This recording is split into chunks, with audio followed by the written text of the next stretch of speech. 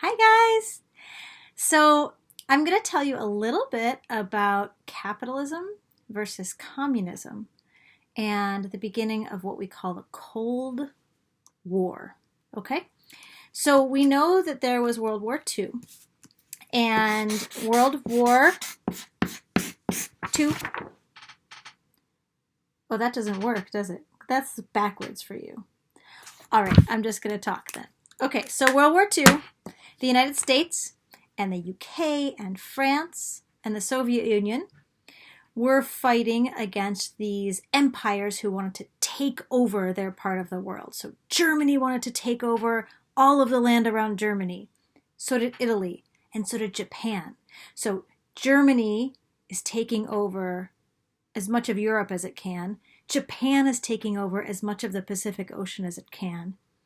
And all of these countries, which we call the Allies, are fighting against those big aggressive powers, fighting against the Axis countries, fighting against Germany and Italy and Japan, trying to stop them from taking over lands that were not traditionally theirs.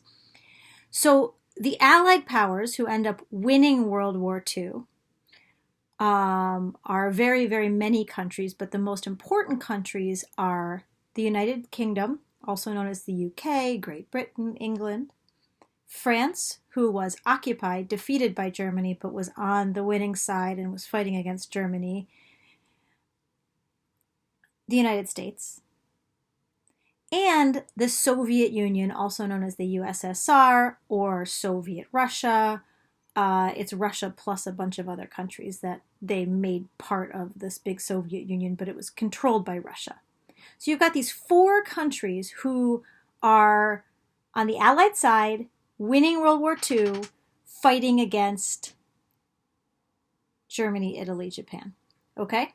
World War II is over. The Allies win. That means the United States, UK, France, USSR win. And almost right away, the United States and the USSR, who were both on the Allied side, both friends, start fighting. But they don't start fighting with guns. They start fighting with words. They start fighting with power. They start fighting trying to be the most dominant superpower. And it's called the Cold War, and it lasts many years. It starts at the end of World War II, meaning it starts in the 1940s, like let's say 1947, 1948, maybe even sooner. The war is over in 1945. We could say the Cold War kind of starts in 1945. It ramps up in the 1950s, in the 1960s. It's happening in the 1970s, 1980s. It doesn't end until the very end of 1980s, beginning of the 1990s. So the Cold War lasts a very long time. There is fighting during the Cold War, but the United States and the Soviet Union never actually fight each other. They kind of help a lot of other countries fight each other, and we'll talk about that. What I want to tell you about in this little video is just the main difference between the United States and the Soviet Union. Okay? So, the United States has this government, which is called democracy, where we vote for our leaders and the people decide what the laws are. And we have an economic system called capitalism, where you get to decide what kind of work you want to do. If you want to take a risk and invest all your money in making purple elephant sweatshirts, you can do that. You can go broke and starve. You could get rich and, have a wonderful life. You decide how you're going to try to make money. Capitalism is very risky because you can lose everything and be very poor. There's no guarantee in capitalism that you won't starve. There's no guarantee of housing, like shelter or healthcare or education or food or water or clothing. Those things are not guaranteed in pure capitalism. But you have the freedom to try to get rich and try to make your own life. You have a lot of choices. in the United States, we don't have pure capitalism because a lot of things like the education system and the post office, those are more communal. So we have capitalism, but with a little bit of what's called socialism in there. In the Soviet Union, they have a system called communism, which comes out of the idea of socialism. We'll talk a little bit about the difference between socialism and communism. Not that important right now for you to understand the difference. But in the Soviet Union, freedom to decide what you're going to do is less important than people having food, shelter, clothing, water, those things. So the Soviet Union has this system called communism where everybody theoretically, like in principle, shares everything. Everybody has the same amount of food. Everybody has the same amount of everything. And it's supposed to be a system that's more fair, where you don't starve. There's not like really rich and really poor. That's how it's supposed to be in communism. The problem is, in the Soviet Union, the way that they created a communist country is they didn't have democracy, so people didn't have choices and freedom in terms of how to live their lives, not even freedom of speech or religion.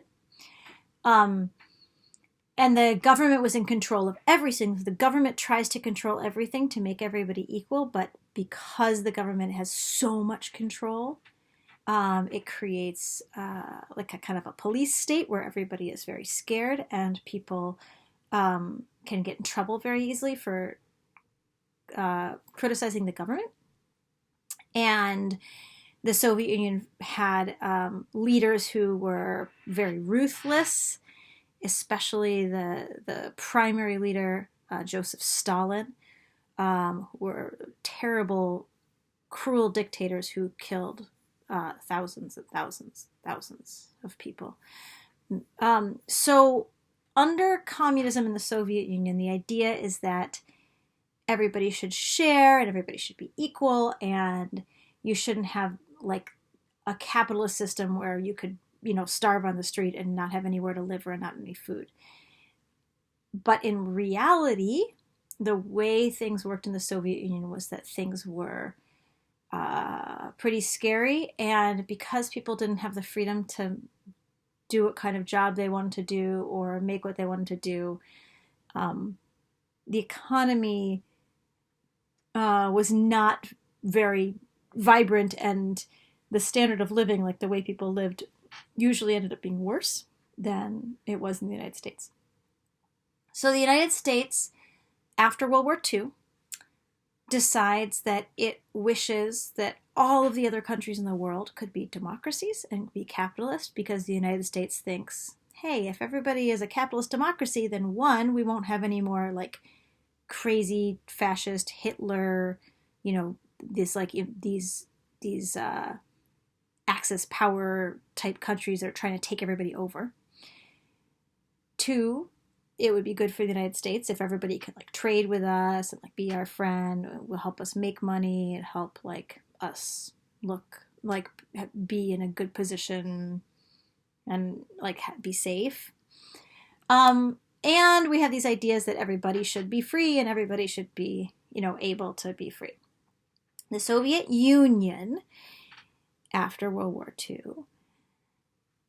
is really hurting economically, and they have lost more people than any other country.